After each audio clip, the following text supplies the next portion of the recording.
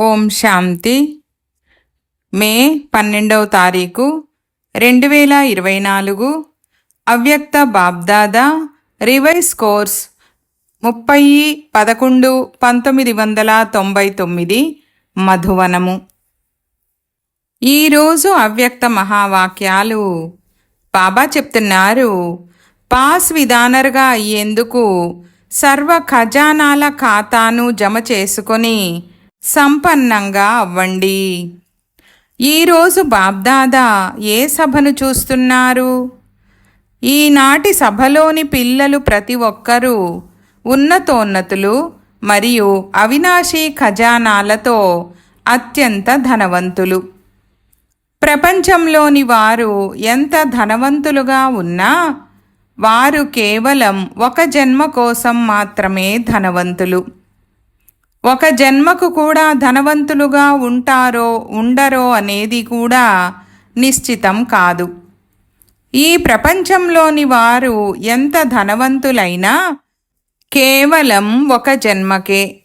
కానీ మేము అనేక జన్మలకు ధనవంతులమని మీరు నిశ్చయంతో మరియు నషాతో అంటారు.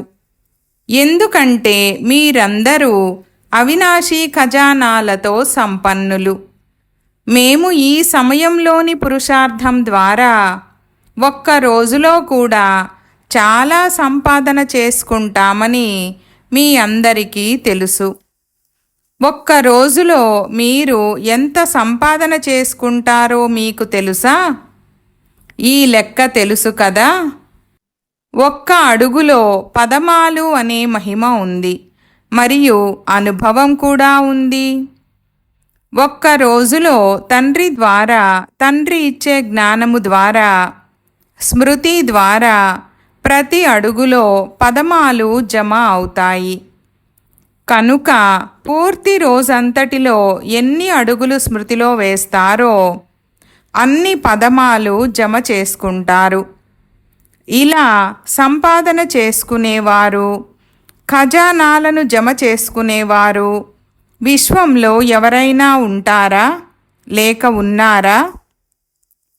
విశ్వమంతా తిరిగి రండి, మీరు తప్ప మరెవ్వరూ ఇంత జమ చేసుకోలేరు. కనుక తండ్రి చెప్తున్నారు, ఆత్మలమైన మా భాగ్యము పరమాత్మ ద్వారా ఇంత శ్రేష్టంగా తయారయ్యింది అనే శ్రేష్ఠ స్మృతిలో ఉండండి. మీ ఖజానాల గురించి మీకు తెలుసు కదా. ఈ సంగమయుగ సమయం ఎంత శ్రేష్టమైనదో సమయం యొక్క ఖజానా గురించి కూడా మీకు తెలుసు. ఏ ప్రాప్తి కావాలో దానిని అధికారిగా అయ్యి తండ్రి నుండి తీసుకుంటున్నారు. అన్ని అధికారాలు ప్రాప్తి చేసుకున్నారు కదా. ఒక్కొక్క శ్రేష్ఠ సంకల్పము చాలా పెద్ద ఖజానా. సమయం కూడా గొప్ప ఖజానా, సంకల్పాలు కూడా గొప్ప ఖజానా, సర్వశక్తులు అతిపెద్ద ఖజానా. ఒక్కొక్క జ్ఞానరత్నం ఎంతో పెద్ద ఖజానా. ప్రతి గుణము చాలా పెద్ద ఖజానా. శ్వాస శ్వాసలో స్మృతి ద్వారా శ్వాస సఫలమవుతుందని ప్రపంచంలోని వారు కూడా అంగీకరిస్తారు.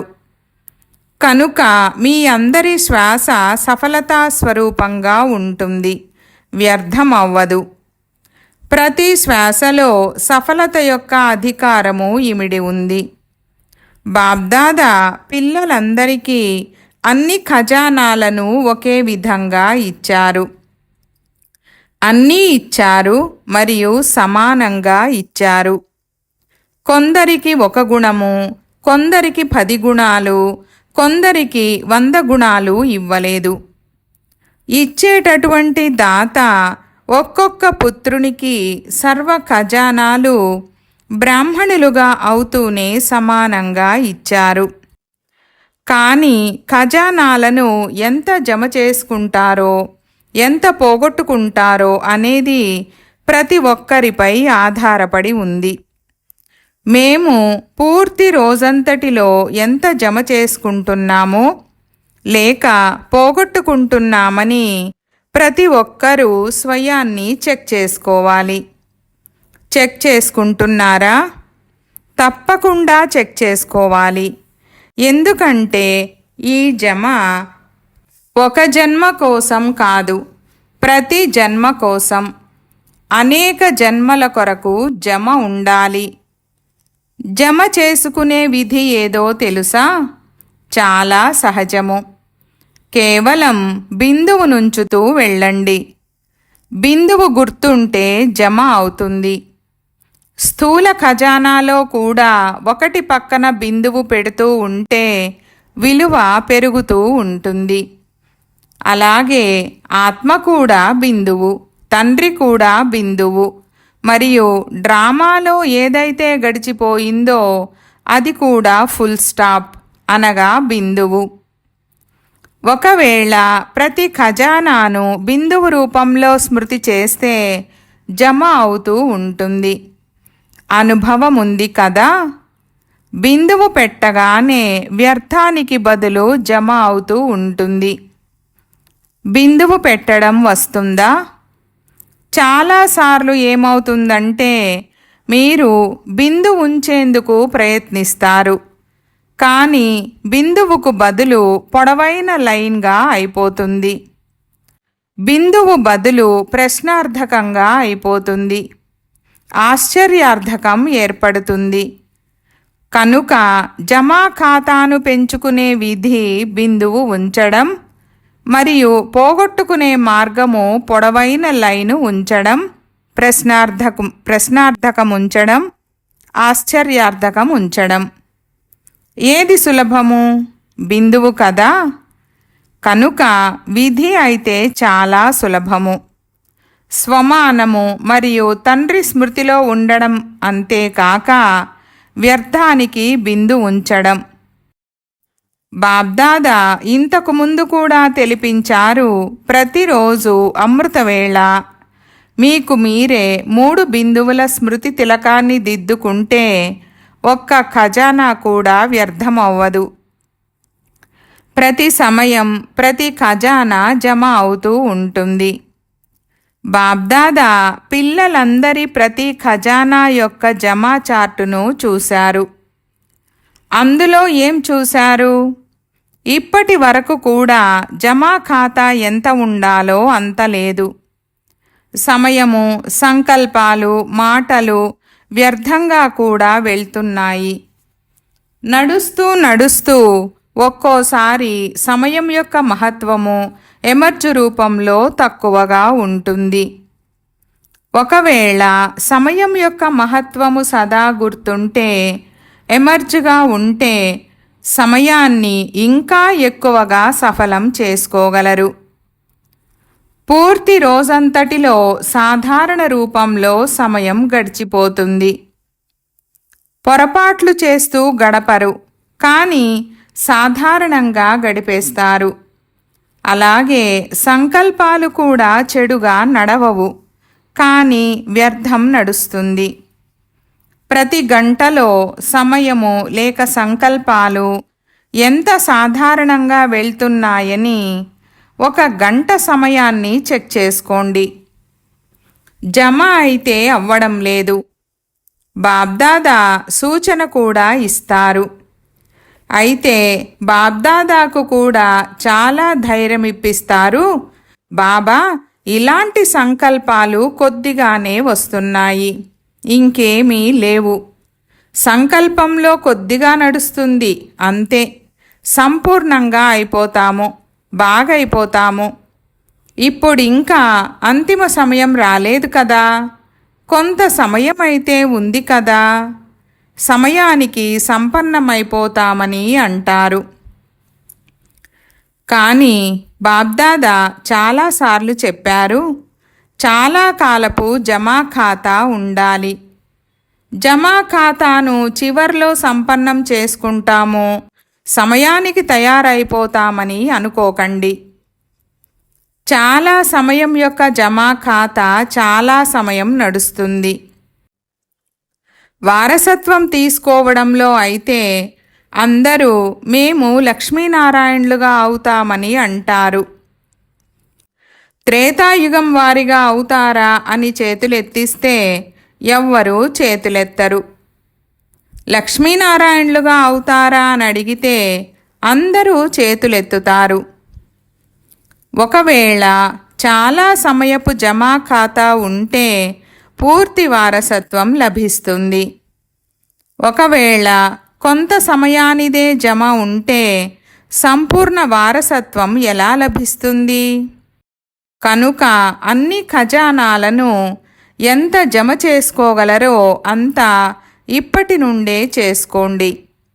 అయిపోతుందిలే, వచ్చేస్తాంలే, ఇలా లే లే అని అనకండి. చెయ్యాల్సిందే, ఇదే దృఢత.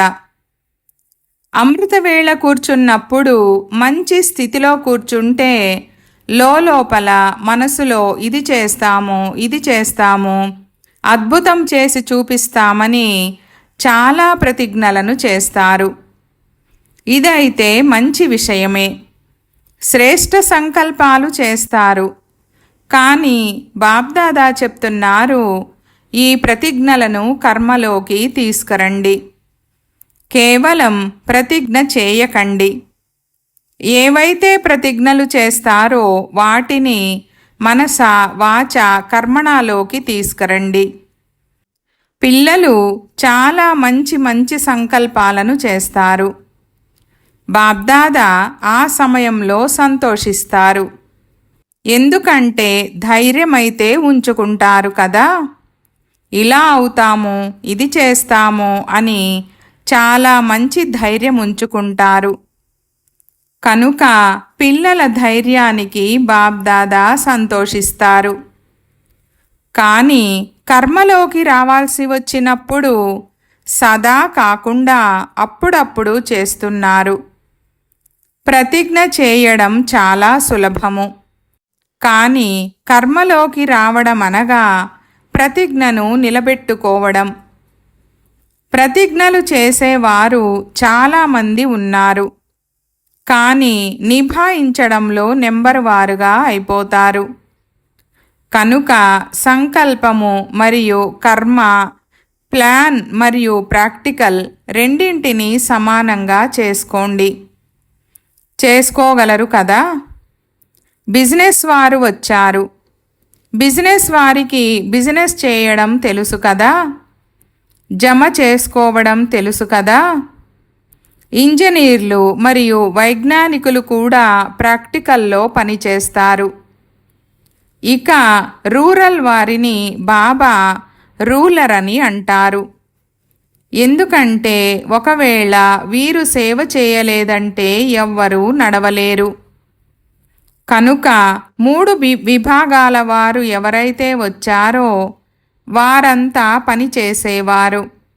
కేవలం చెప్పేవారు కాదు, చేసేవారు. కనుక అన్ని ప్రతిజ్ఞలను కర్మలోకి తీసుకొచ్చే ఆత్మలే కదా. లేక కేవలం ప్రతిజ్ఞ చేసేవారా? ప్రతిజ్ఞ చేసే సమయంలో ధైర్యం చూపించి బాబ్దాదాను సంతోషపెడతారు. బాబ్దాదా వద్ద ప్రతి పుత్రుని ప్రతిజ్ఞల ఫైల్ ఉంది. అక్కడ వతనంలో ప్రతిజ్ఞల ఫైళ్లు ఉంచేందుకు బీరువా లేక స్థానం యొక్క విషయమేదీ లేదు. అప్పుడప్పుడు బాబ్దాదా అకస్మాత్తుగా తమ అలౌకిక టీవీని ఆన్ చేస్తారు. సదా కాదు, కానీ అప్పుడప్పుడు ఆన్ చేస్తారు. అప్పుడు అన్నీ వినిపిస్తాయి. పరస్పరం మాట్లాడుకునే మాటలను కూడా వింటారు. అందువలన బాబ్దాదా చెప్తున్నారు, వ్యర్థాన్ని జమా ఖాతాలోకి మార్చుకోండి. బ్రాహ్మణులనగా అలౌకికమైన వారు. బ్రాహ్మణ జీవితం యొక్క మహత్వము చాలా గొప్పది. ప్రాప్తులు చాలా గొప్పవి. స్వమానము చాలా గొప్పది. అంతేకాక సంగమ సమయంలో తండ్రికి చెందిన వారిగా అవ్వడం అనేది అన్నిటికంటే గొప్ప 16 రెట్ల భాగ్యము. కనుక బాబ్దాదా చెప్తున్నారు, ప్రతి ఖజానాకు మహత్వం ఉంచండి.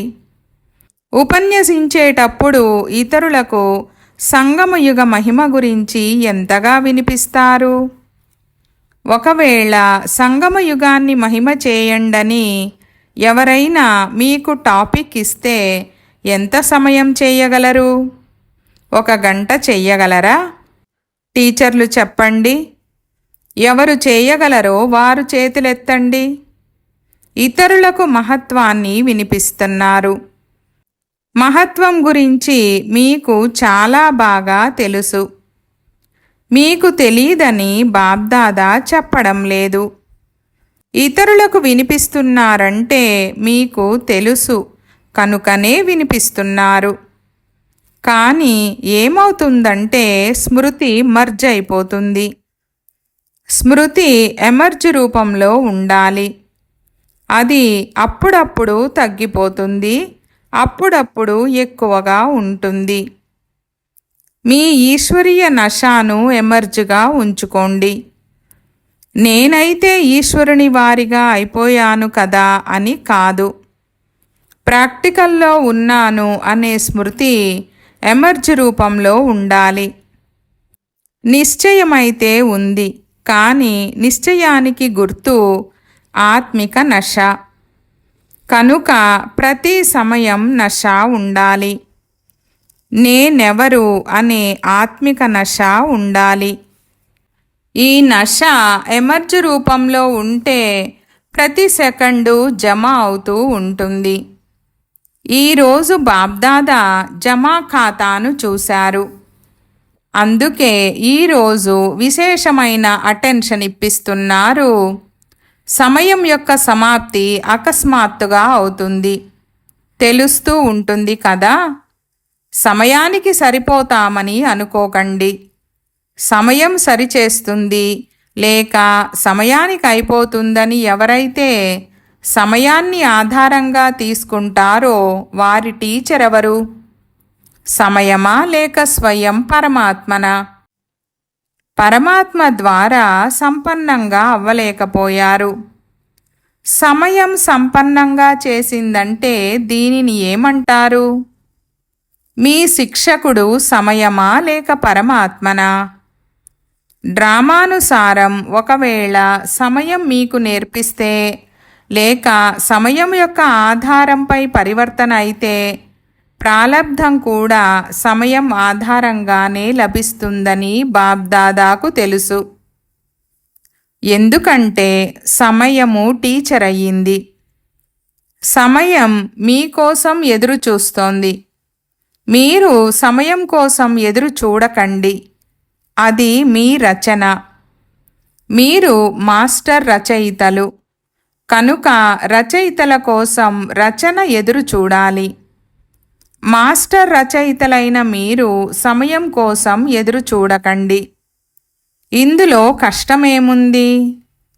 సహజాన్ని మీరు స్వయమే కష్టంగా చేసుకుంటారు. కష్టమేమీ లేదు, కష్టంగా తయారు చేసుకుంటారు. మీకు ఏదైతే బరువు అనిపిస్తుందో ఆ బరువును తండ్రికి ఇచ్చేయండని తండ్రి అంటారు. కానీ మీకు ఇవ్వడం రావడం లేదు. బరువును ఎత్తుకుంటారు, అలసిపోతారు కూడా.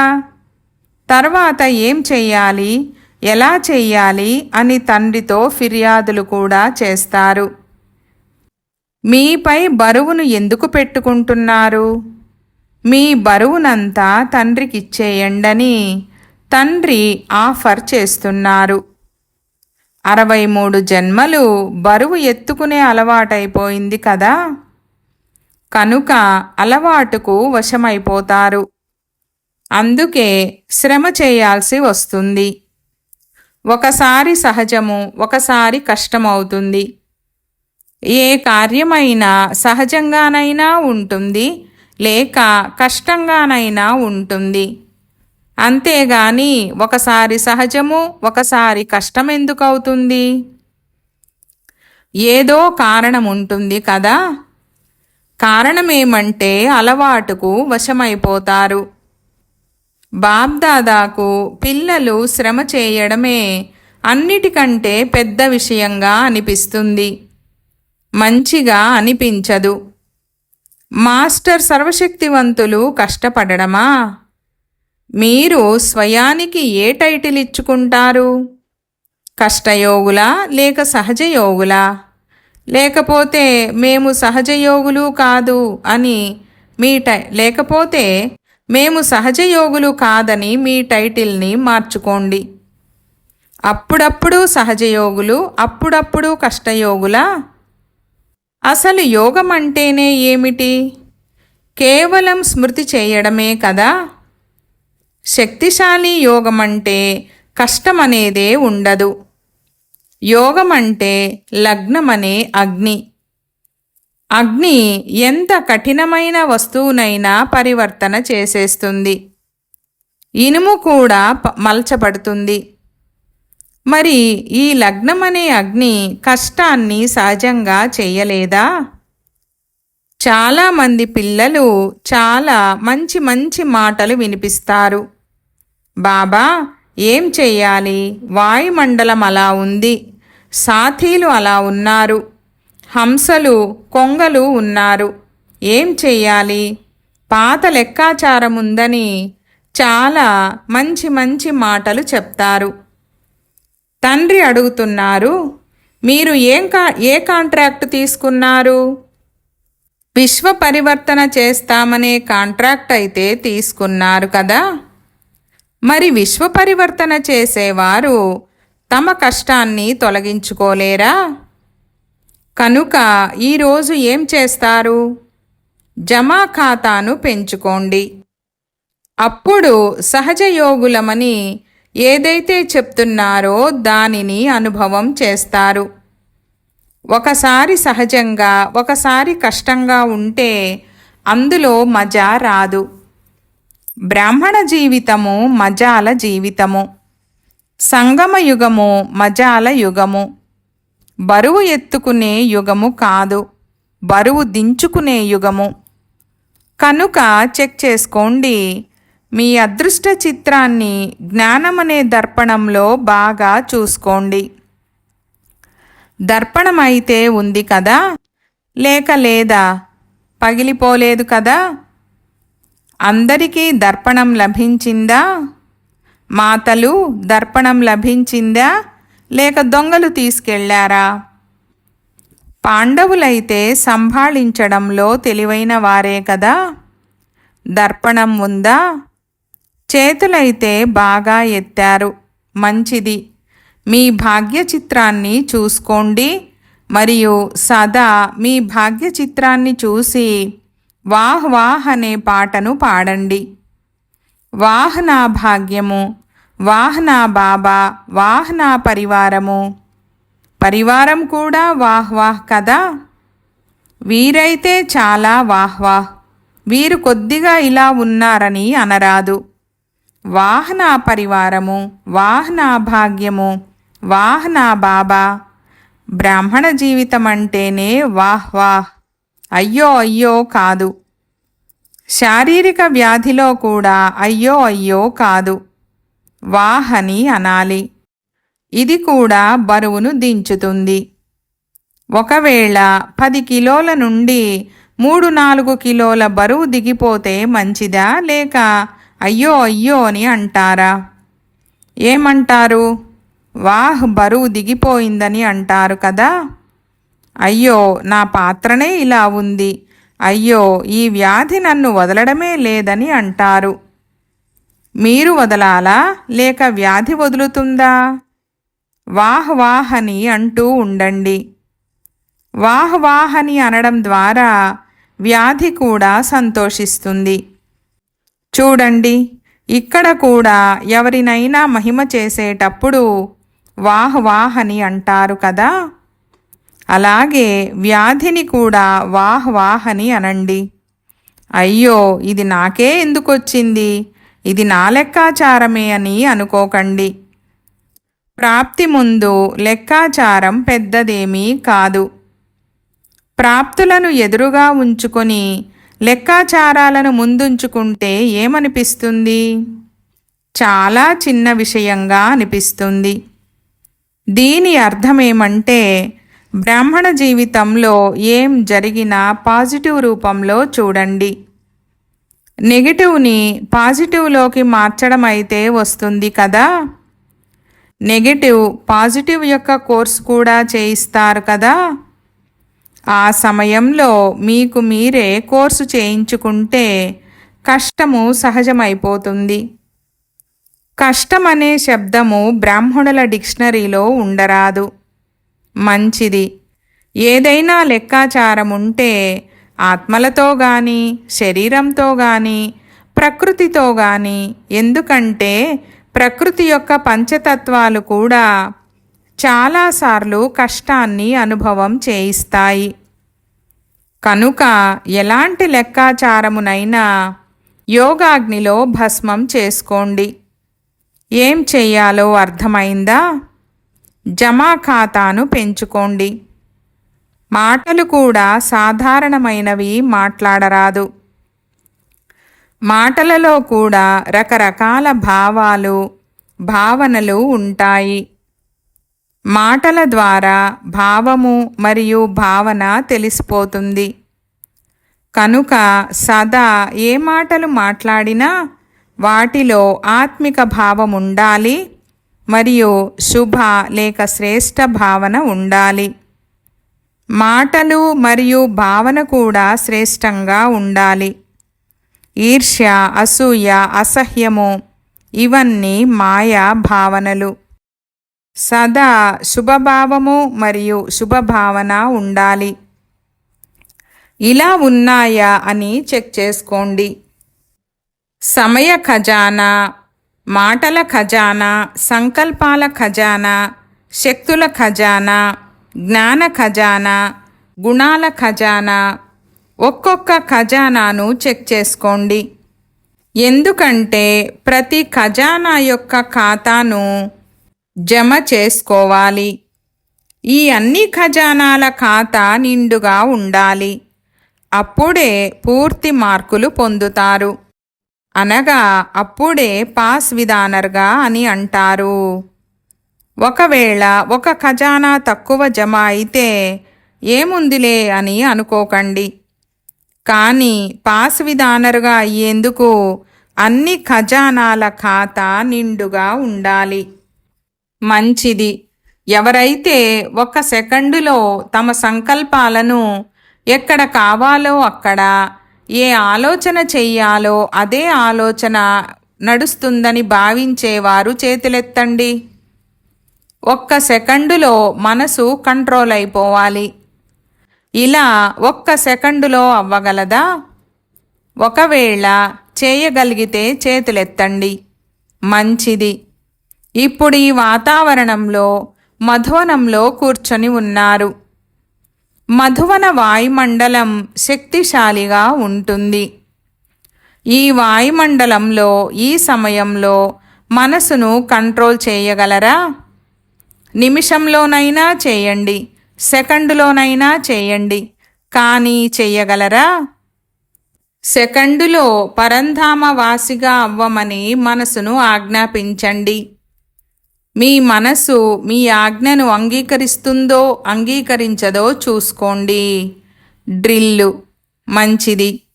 నలువైపులా ఉన్న సర్వ ఖజానాలకు యజమానులైన పిల్లలకు సదా కష్టాన్ని సెకండులో పరివర్తన చేసుకునే సదా సహజయోగులు, సదా సంకల్పాలు, సమయము, మాటలు, కర్మలను శ్రేష్టంగా చేసుకునేవారు, సదా పొదుపు ఖాతాను పెంచుకునేవారు, సదా మనసుకు యజమానులు, మనసు, బుద్ధి, సంస్కారాలను ఆజ్ఞానుసారంగా నడిపించేవారు, ఇలాంటి స్వరాజ్య అధికారి పిల్లలకు దేశంలో ఉన్న విదేశంలో ఉన్న మనసుకు దూరంగా లేరు. నలువైపులా ఉన్న ఇలాంటి పిల్లలకు బాప్దాదా ప్రియస్మృతులు మరియు నమస్తే. ఈ విధంగా తయారు చేసేటటువంటి బాప్దాదాకు పిల్లల యొక్క ప్రియస్మృతులు మరియు నమస్తే. నమస్తే బాబా, నమస్తే. వరదానము. ఉన్నతమైన తండ్రి, ఉన్నతమైన మేము మరియు ఉన్నతమైన కార్యము. ఈ స్మృతి ద్వారా శక్తిశాలిగా అయ్యే బాప్ సమాన్ భవ. వివరణ: ఎలాగైతే ఈ రోజుల్లో ప్రపంచంలో ఎవరైనా విఐపి యొక్క పుత్రుడు ఉంటే అతడు స్వయాన్ని కూడా విఐపినని భావిస్తాడు. కానీ తండ్రి కంటే ఉన్నతమైన వారు మరెవ్వరూ లేరు. మేము ఇలాంటి ఉన్నతాతి ఉన్నతమైన తండ్రి యొక్క సంతానము, ఉన్నతమైన ఆత్మలము. ఈ స్మృతి శక్తిశాలిగా చేస్తుంది. ఉన్నతమైన తండ్రి, ఉన్నతమైన మేము, ఉన్నతమైన కార్యము. ఇలాంటి స్మృతిలో ఉండేవారు సదా తండ్రి సమానంగా అయిపోతారు. మొత్తం విశ్వం ముందు శ్రేష్టమైన మరియు ఉన్నతమైన ఆత్మలు మీరు తప్ప మరెవ్వరూ లేరు.